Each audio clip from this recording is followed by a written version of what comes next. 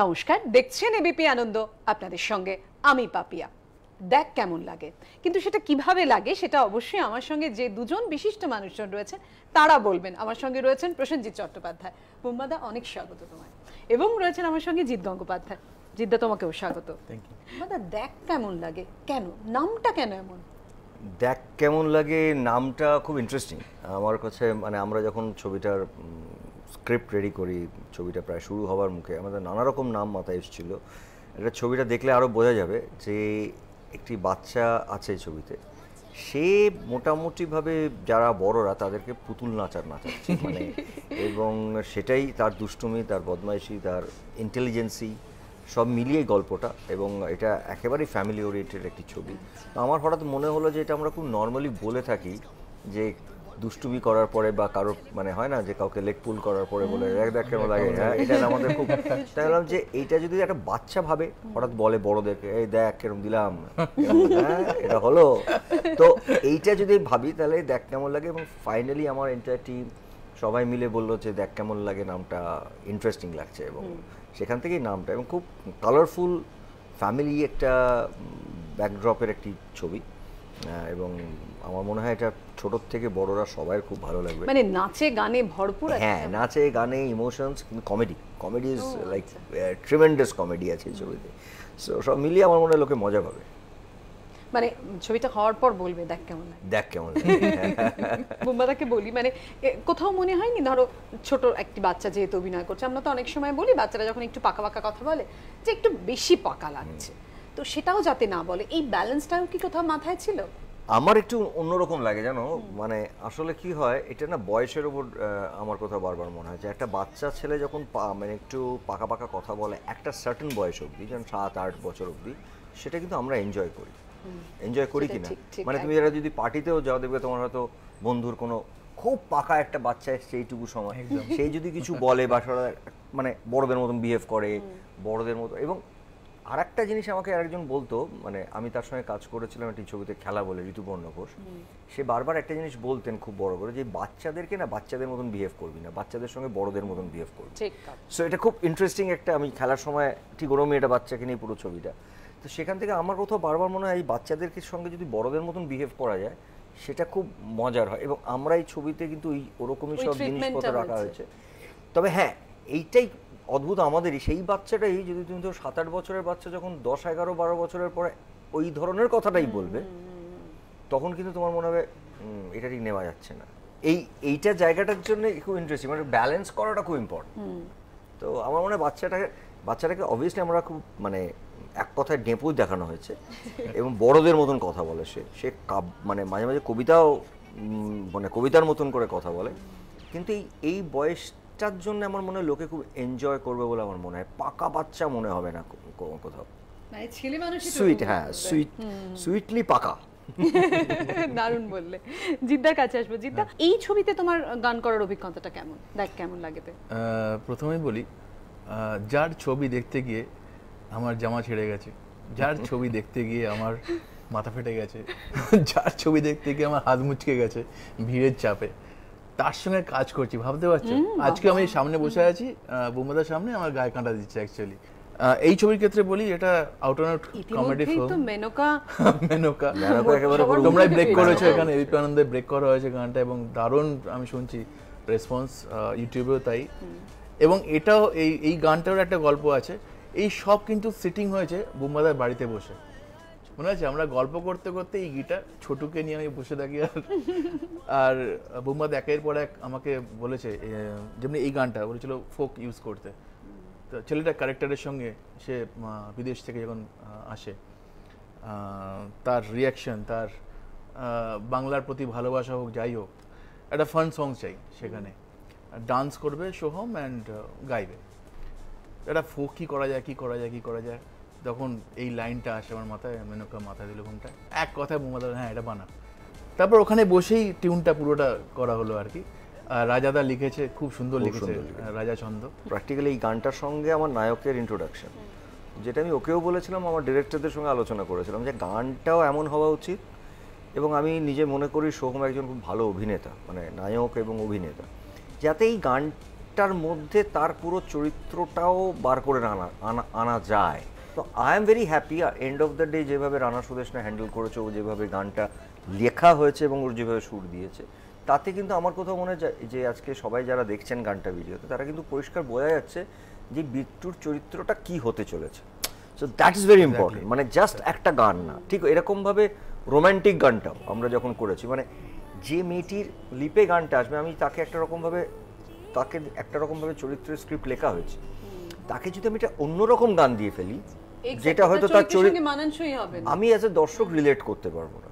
তো আমার এইগুলোই আলোচনার মধ্যে আমরা করি যে অনেক সময় হয় কি, আমরা অনেক সময় কমার্শিয়াল সিনেমা বলতে একটা চরিত্রকে বিল্ড করি, এটার একরকমভাবে ক্যারেক্টারটাকে বিল্ড করছি, যখন গান হয় তখন হয়তো জিতকেই বলা হলো জিত একটা ফাটিয়ে গান, ও তো চরিত্র, আমি চরিত্রগুলোকে কতবার আলোচনা করেছি, প্রত্যেকটা ক্যারেক্টার আলোচনা করা হয়েছে, যাতে এই ক্যারেক্টারটার ওপর তুই এবার গান দে, আমার এরকম গান চাই, এই রেফারেন্স চাই, তা না, এরকম একটা গান এই চরিত্রের সঙ্গে যায়, you give it two.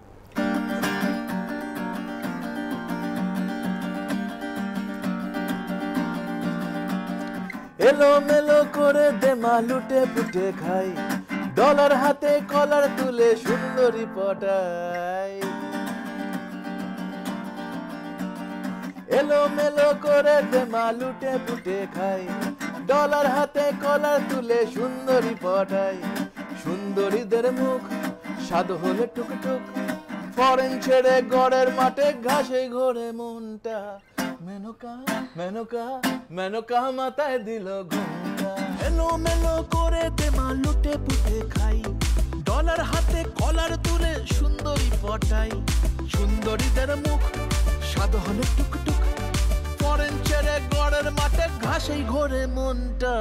Menaka মাথায় দিল ঘুমটা, হায় মেনকা মাথায় দিল ঘুমটা। আরে মেনকা মাথায় দিল ঘুমটা, আরে মেনকা মাথায় দিল ঘুমটা। কিন্তু আচ্ছা, এই গানটা যখন মানে তৈরি হলো, তো বুম্বাদা আমায় বললেন যে দেখ এটা কিন্তু তুই গাইবি। আয় আয় ছুটে এমন, এটাই বৃন্দাবন, রাখাল সেজে বাঁশি বাজাই চল। চাই চাই বুকে প্রেম হোক, পান করে এক ঢোক, এমন নেশা কোথায় পাবি বল। বাই বাই পিজা বার্গারও তুই যা, গরম গরম সিঙ্গারাতেই সাজে গেছে নোনতা। মেনকা মেনকা মেনকা মেনকা মেনকা মাথায় দিল ঘুমটা। কারোকে তুই বোঝাতে পারবি না এই গানটা যে কিভাবে গাইতে হবে। মেনকা মাথায় দিল ঘুমটাই কথাটা ও যেভাবে বলবে, আমি ওকে বললাম যে অন্য কেউ হলে হয়তো ওই ফিলটা আসবে না, আমার ফিলটা দরকার। মানে ওই গ্রামাটিক্যালি কারেক্ট থাকতে গিয়ে কোথাও ফিলটা হারিয়ে যাবে। এক্স্যাক্টলি, নরমালি বলি মেনকার মাথায় দিল ঘুমটা কথাটা। মেনকা মেনকা মেনকা মেনকা মেনকা মাথায় দিল ঘুমটা, হরে মেনকা মাথায় দিল ঘুমটা, হরে মেনকা মাথায় দিল ঘুমটা। মেনকা রোমান্টিক সং যখন বুম্বাদা বললেন যে দেখ অনেক গান বানাচ্ছিস, অনেক গান হবে, কিন্তু এটা হটকে এবং জিৎ গাঙ্গুলি থেকে তোমায় বেরিয়ে যেতে হবে। উনি বললেন যে জিৎ এরকম বানা যে অনেক দিন একটা গান থাকবে, যেটা সলিল চৌধুরী করতেন, নারী বর্মন করতেন, উনি পঞ্চমদার সঙ্গে কাজ করেছেন। এটা অনেকদিন পরে একটা 7 মাত্রায় গান বানালাম, রূপকে আর কি 7 মাত্রায় গান। দুজন গেছে, জিমুত এবং মেঘলা, দারুণ, দে আর ফ্যান্টাস্টিক। মানে আমি যখন বুম্বাদাকে বললাম, অলরেডি বুম্বাদা ওদের গান শুনেছে এবং দাদা বললেন হ্যাঁ ওদেরকে আমাদের সুযোগ দেওয়ার জায়গাটা কিন্তু সত্যি খুব কম। মানে আমি যদি খুব সিরিয়াস লেভেলে একটা ক্রিয়েটিভ মানে প্রোডাকশনসের জায়গা থেকে একটা প্রডিউসার হতাম 15-20 বছর আগের থেকে, এন্ড অফ দ্য ডে আমি অভিনেতা, এই জায়গাটা আমি সবসময় মনে করি। আমি যখন তিনিয়ারি কথা করেছিলাম রানা সুদেশনাকে নিয়ে, তখন পরম, রুদ্রের একেবারে বাচ্চা, মানে বাচ্চা বলতে সব 19-20-21 বছরের গ্রুপের। তা আমি অলওয়েজ ট্রাই করি, তাও যখন আর এই নতুনদের যদি আমরা না ঠিক জায়গায়, কারণ ও তো একটা বড়, Jeet Ganguly itself is a big brand. আজকে ও যদি ওর কোনো গানে একটি নতুন ছেলে মেয়ে আসে এবং সে যদি কোনো না কোনো কারণে দেখা যায় যে তার নিজের চেষ্টায় এবং ইয়েতে 5 বছর পর সেই যখন তার ডেট নিতে জিৎ গাঙ্গুলিকে যেতে হচ্ছে বা এর চেয়ে আনন্দের কিছু আছে। মানে I always fill in that way.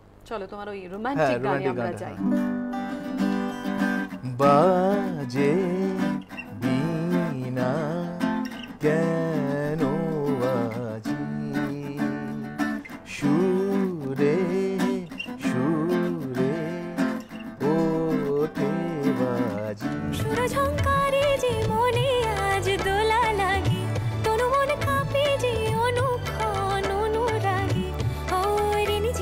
বাজে মনু কেন আজি বাজে বীণা কেন আজি সুরে সুরে ওঠে বাজি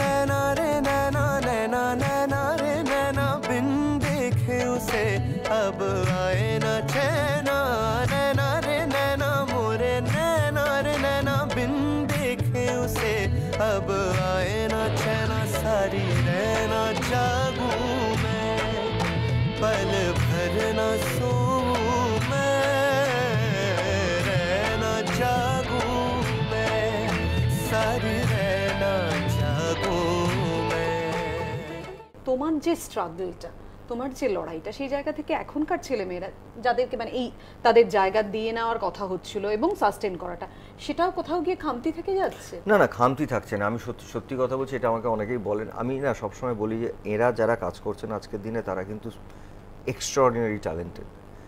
আমাদের সময় সুযোগ ছিল না, পরিষ্কার কথা। আমাদেরকে যদি ছবি করতে হতো ওইটাই একটাই জায়গা যেখান থেকে রেভিনিউ আর্ন করতে পারতাম।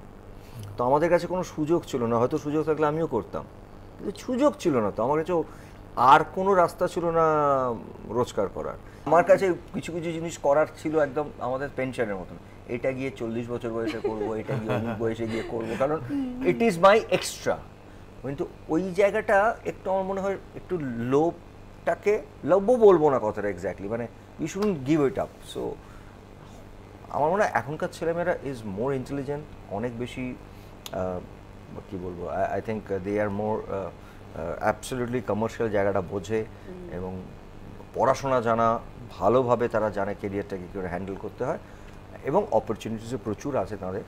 সো আই থিঙ্ক একেবারে আমি বলছি না যে তাদের ডেডিকেশন, এবং আমি সত্যি কথা বলছি, শুধু সিঙ্গারদের কথা বলছি না, সিঙ্গার, মিউজিশিয়ানস, অ্যাক্টর, অ্যাক্ট্রেস, এখন যে ছেলেমেয়েরা কাজ করছে দে আর সুপার, মানে দে আর এক্সট্রাঅর্ডিনারি ট্যালেন্টেড।